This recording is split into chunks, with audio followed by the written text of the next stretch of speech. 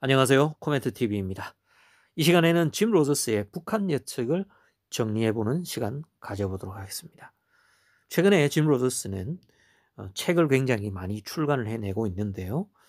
그 중에서도 앞으로 5년 한반도 투자 시나리오라는 책을 중심으로 말씀을 드리고자 합니다. 그래서 이 시간에는 책의 내용 중에 일부를 읽어드리면서 논평을 해드리는 형식으로 방송을 진행하도록 하겠습니다. 나는 일찍이 21세기에는 아시아에 투자해야 한다고 말해왔고, 중국을 필두로 극동 지역의 급부상을 예견하는 투자 지형을 그려왔다. 내가 그리는 투자 지형도에서 한반도는 마지막 퍼즐 같은 존재였다. 야, 저는 이 마지막 퍼즐이라는 표현이 참 마음에 듭니다. 여러분들 중에서도 아시는 분들은 아시겠지만 짐 로저스는 전 세계 100여 개 나라를 세계 일주를 한 것으로도 유명한 그런 인물이죠. 그렇게 수많은 나라를 다니면서 그중에 뭐 중국도 다녀갔고 또 한국도 다녀가고 일본도 다녀갔습니다. 그런데 그의 세계 일주는 단순한 여행이 아니라 투자 여행이었거든요. 그렇게 다니다 보니까 전 세계 마지막 투자처가 될 만한 곳이 어디일까? 그가 발견하게 되었다는 것입니다. 미지의 땅, 바로 북한을 말이죠. 2018년 남북관계 해소의 국면에 들어서기 훨씬 전부터 나는 북한을 떠오르는 투자처로 지목해왔다. 지금의 북한을 보고 있으면 1981년 당시 중국의 모습이 떠오르기 때문이다. 1980년대 초 중국이 개혁개방에 나서려고 하던 그때 그 모습과 지금의 북한이 참 많은 부분에 있어서 닮아 있다는 거죠. 물론 지금 북한은 한참을 망설이고 있습니다만 어쨌든 지금 투자의 대가인 짐 로저스의 눈에는 바로 북한의 모습이 벌써 이 1980년대 이 중국의 모습과 상당히 닮아 있는 측면이 많다라고 보여진다는 것입니다. 나는 모름지기 국가란 사람들이 유입되기를 갈망해야 한다고 항상 말해왔다. 역사적으로 봤을 때 국가가 개방을 하고 나면 더 위대한 발전이 늘 뒤따랐다. 닫힌 문이 열리고 밀물과 썰물의 흐름이 자연스럽게 조성되면 국가는 한층 더 역동적으로 꿈틀대기 시작한다. 닫힌 문이 열리는 그곳에 항상 새로운 자본과 시장 그리고 기회가 있다. 내가 역사의 흐름을 따라 새롭게 떠오르는 투자의 파라다이스로 북한을 주시하는 이유다. 와, 이제 파라다이스라는 표현까지 나왔습니다. 짐 로저스가 얼마나 이 북한의 잠재력을 높게 보고 있으면 이런 파라다이스라는 표현까지 쓰는 걸까요? 자, 구체적인 내용이 궁금하신 분들은 뭐 책을 한번 직접 읽어보시면 좋을 것 같습니다. 계속해서 책의 내용을 잠시 읽어드리겠습니다. 나는 2007년과 2014년 두 차례 북한을 방문했다. 세계 경제의 중심이 아시아와 중국으로 이동하고 있다는 판단에 따라 아시아 시장으로 투자 거점을 옮기는 시점에 때마침 북한에도 관심을 갖게 된 것이다. 정확히는 2007년 가족들과 함께 싱가포르로 이주해왔을 때부터이다. 여러분들도 잘 아시겠지만 짐 로저스는 2007년도에 싱가포르로 온 가족들과 함께 아예 이사를 왔죠. 그 뒤로 북한에 관심을 가지게 되었다는 것입니다. 그래서 2007년과 2014년에 두 차례 북한을 방문했다고 합니다. 이렇게 두 차례에 걸친 북한 여행에 관한 기록들도 제법 상세하게 이 책에 나와 있습니다. 이미 우리들도 잘 아는 것처럼 북한의 풍부한 자원에 대해서 짐 로저스는 관심이 많은 것 같습니다. 뿐만 아니라 이 책에서는 북한의 경제 특구, 그 중에서도 나선 지구에 대한 나진 선봉 지구를 말하는 거죠. 바로 북한과 중국과 러시아 이 3국의 이 국경이 접하고 있는 그 나선 특구를 굉장히 구체적으로 지목하고 있습니다. 앞으로 굉장히 미래 가능성이 높은 그런 잠재성이 높은 지역으로 짐 로저스가 꼽고 있네요. 하지만 북한이 개방의 길로 나아오려면 현재 진행되고 있는 북미 간의 대화가 굉장히 중요하다는 사실을 그도 분명히 인지하고 있다는 사실을 확인할 수 있습니다. 그래서 그는 근시일 내에 일어날 한반도에서의 변화들에 대한 예측을 하고 있습니다. 나는 2020년 말 이전까지 한반도에서 본격적인 교류가 시작될 것이라고 내다보고 있다. 그런 날이 생각보다 빨리 다가올지도 모른다. 한 사람의 투자자로서 바라는 바이기도 하지만 현재 정세로 볼 때 불가능한 일도 아니라고 생각한다.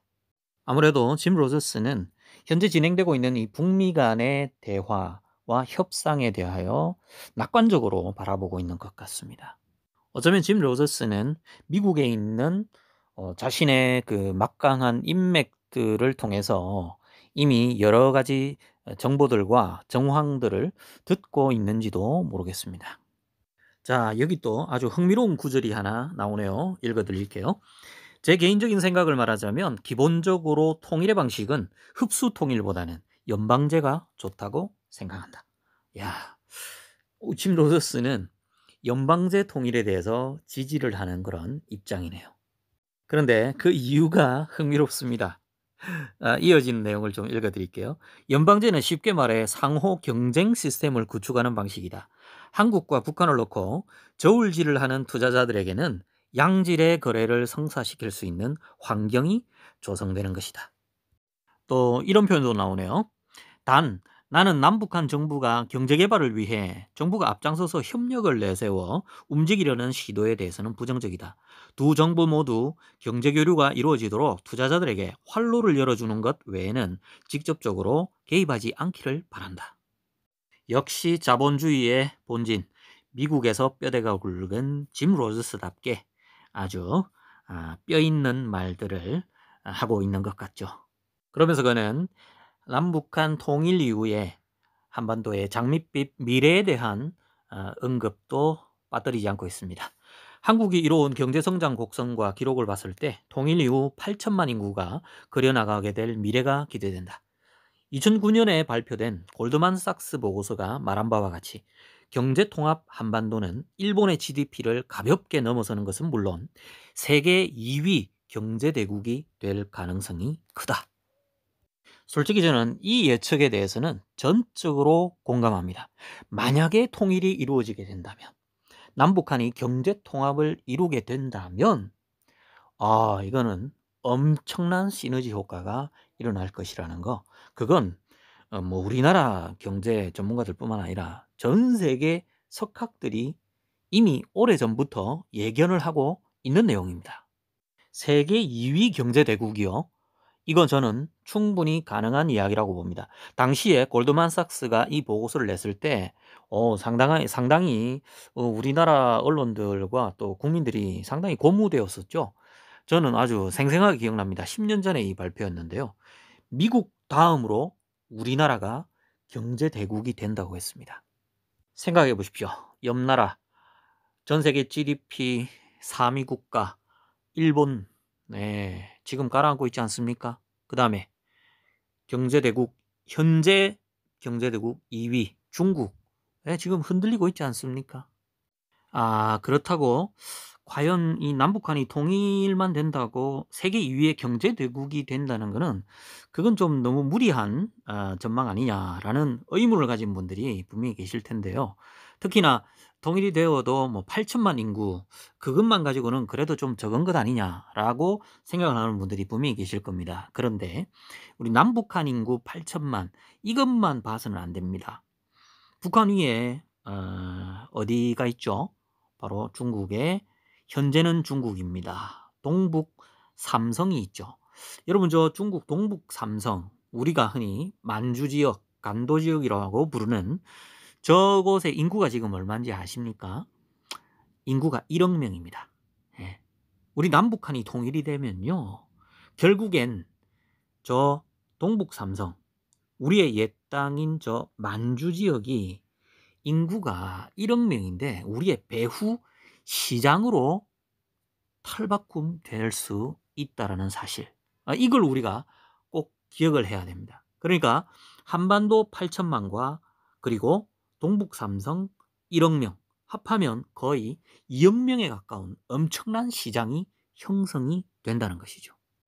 물론 제가 지금 말씀드리는 이 이야기는 제가 오래전부터 생각해 오던 것들이고요. 짐 로저스의 표현들은 아닙니다. 자, 이제 어느 정도 마무리를 해야 할 것 같네요. 제가 마지막으로 읽어 드리고 싶은 부분들이 있습니다. 한번 들어보실까요? 북한의 현재 상황은 말 그대로 벼랑 끝에 서 있다고 봐도 좋을 만큼 위태로운 실정이다.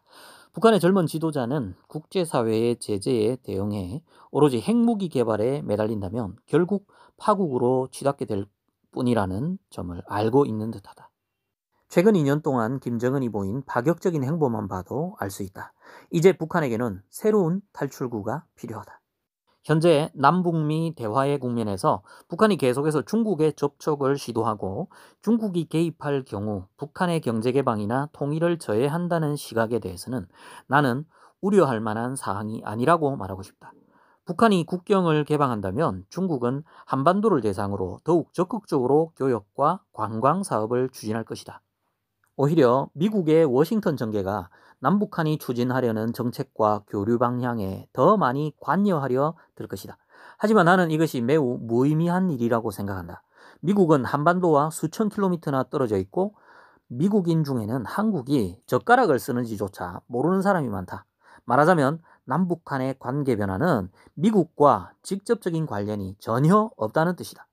워싱턴은 자국민의 일상과 경제가 무너지지 않도록 국내 문제에 몰두하는 게 훨씬 더 생산적인 일을 하는 것이다.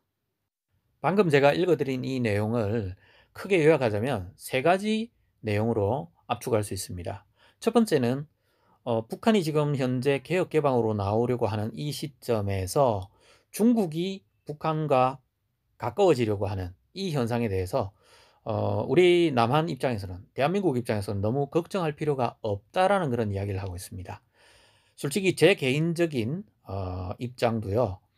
우리는 중국을 좀 더 적극적으로 활용할 필요가 있다고 생각됩니다. 왜냐하면 이 중국이라는 지렛대를 활용하게 되면은 북한을 개혁 개방 쪽으로 끌고 가는데 훨씬 더 가속력을 낼 수 있기 때문에 그런 것입니다.